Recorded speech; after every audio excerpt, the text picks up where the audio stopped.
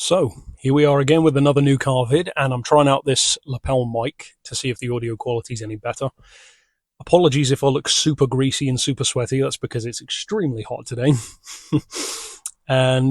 So some of you who are on the Discord or who follow me on Instagram will have already seen the kind of reveal for this vehicle, but for those of you who don't follow that, this will be the first time you've seen it. As you can kind of tell, it's something a bit different to an Evo. And I mean, that's saying a lot. I've gone from having the smallest engine car I've owned so far in the Evo, a 2 litre, to the biggest engine car I've ever had. As you can kind of tell from, I mean, just looking around it, it's a pretty large vehicle, and there's no reason to drag it out. I'll cut to the chase. This is a first for me in many ways. As you can see, it's my first left-hand drive vehicle. This is, as you can probably also tell, my first classic, and it's also my first American car. I've had 2 Italian cars, 2 German cars, 2 British cars, a Japanese car, and now my first American. And it is a 1968 Lincoln Continental Coupe. It's a 462 in particular, 462 cubic inch, which in practice, in UK terms, means a 7.6 litre V8. By far the biggest engine of any car I've had. The previous biggest to this was the Bentley, 6 litre. The Bentley obviously is more of a performance engine, despite them both sharing the Continental name. And this one is all, of course, about the luxury. It's about the performance. As you can see, it's got a quite deliberate shabby chic or rustic look to it. My original plan, well, I wouldn't really call it a plan. My original idea was to potentially change things around with this. Maybe restore it here and there. But then I started thinking, well, do I really want to restore the interior? Not really. There are a couple of things that I do want to change, but the interior for the most part is fine for me. Discoloured seats and a rip here or there doesn't bother me too much, to be honest.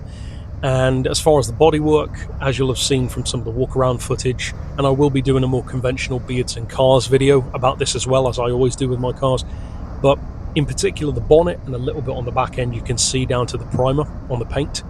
It's funny how it's just those areas and nothing else that seems to have done that, especially the bonnet for some reason. But I'm not exactly sure what my plan is, because I think it looks good as it is. It has kind of a Fallout kind of look to it. It looks like I should be rocking some Atom Bomb Baby while I'm driving it. I thought about potentially getting some Fallout stickers and putting them inside the windows and stuff, but we'll see. We'll see how that goes. I do have plans for this car. The obvious question for those who follow my car antics is, why on earth would you go from an Evo, which is easily the most potent cornering machine I've owned, to a literal land yacht? Because for those who don't know, this is a massive car. It's only got 2 doors. It's a 6-seater, bench seats, front and rear.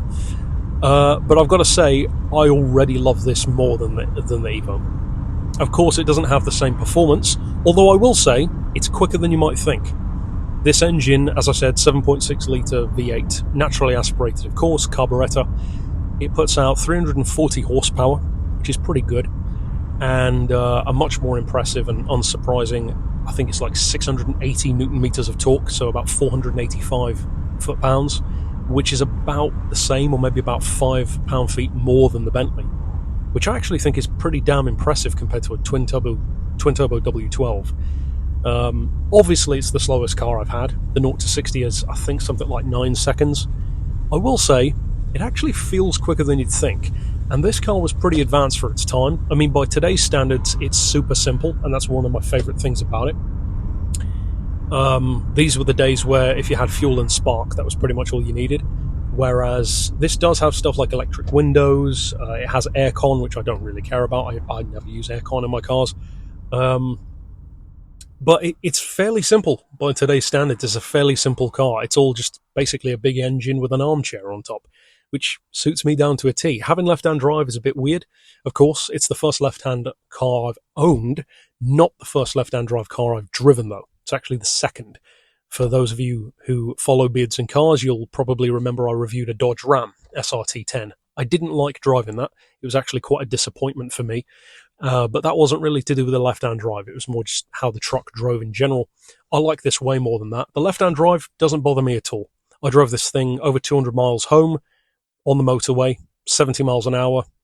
Didn't faze me at all. All I have to do is keep the white line in my sights over the little ridge on the corner of the bonnet, and then I know I'm not over in the next lane. It's actually pretty nice to work with. What else is there to say about it without going into like a conventional car review? Oh yeah, to talk about some of the things I want to do to this car, because of course when you buy something like a big old American classic, chances are you've got plans for it. I do have plans.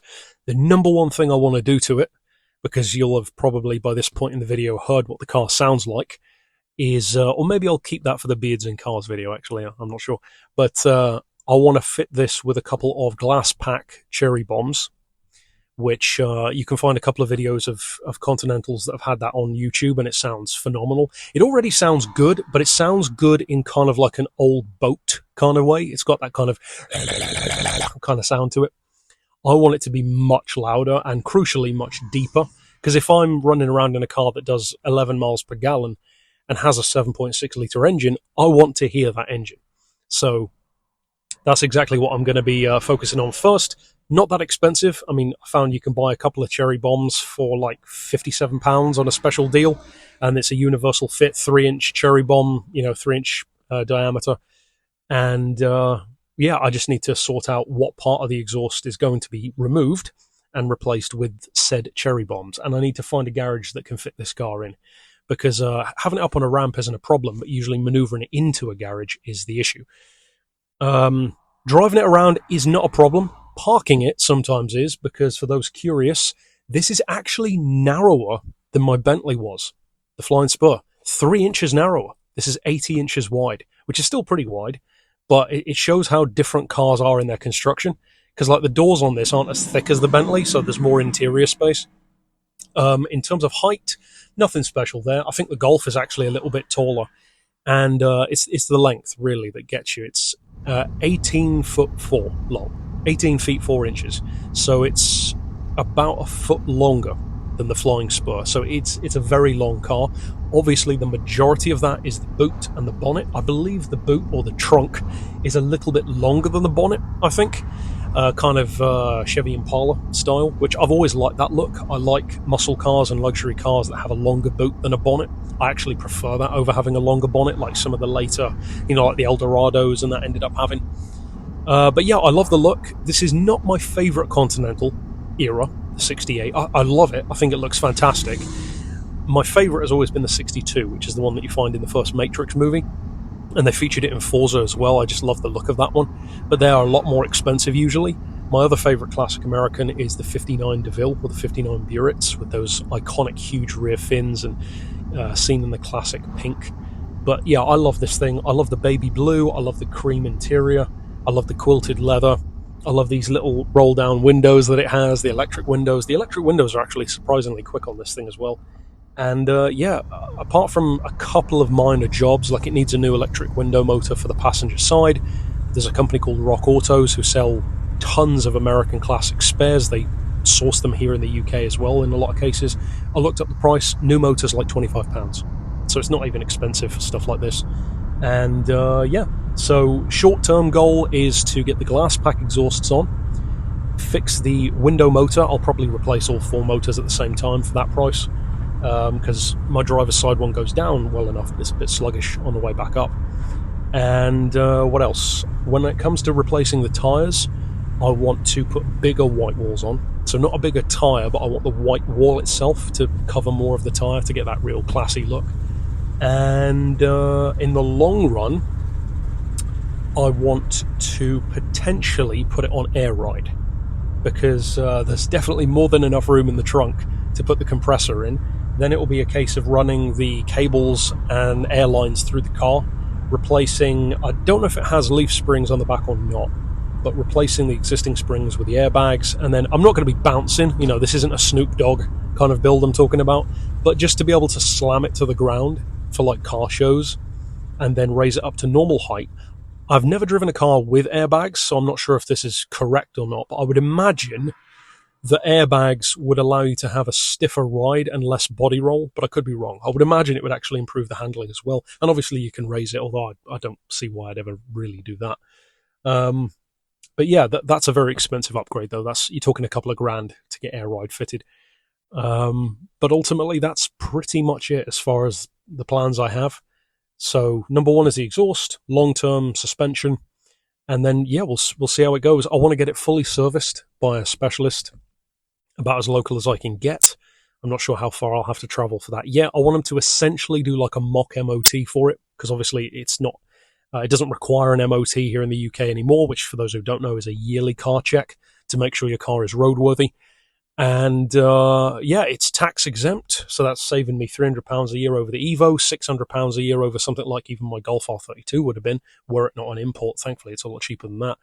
And this is officially not only the biggest engine car I've had, but ironically, by far the cheapest insurance.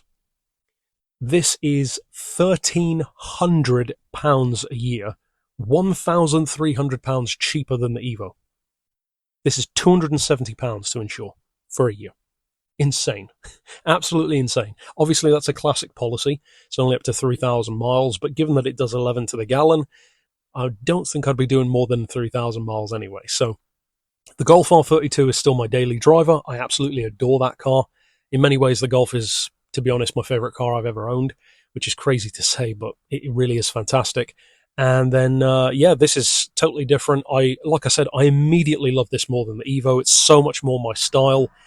It's low and slow and puts a smile on everyone's face. I mean, every time I drive this, it starts a conversation with someone, usually older folks, unsurprisingly. And yeah, I mean, here in the UK, at least, everyone loves a classic. And there's something about an American classic that people just love. They just look really badass. So yeah, that's it for my reveal.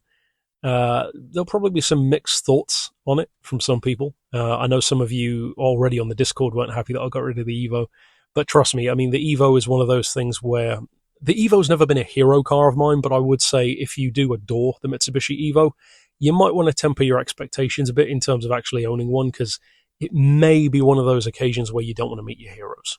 Just putting that out there. But yeah, that's it for the reveal. I will be doing, of course, a Beards and Cars review in the coming days, so stick around for that. That will be more the analytical side, where we talk about a bit of the history, more of the tech specs. You'll be able to hear it. And then hopefully before too long, I can fit this monster exhaust to it.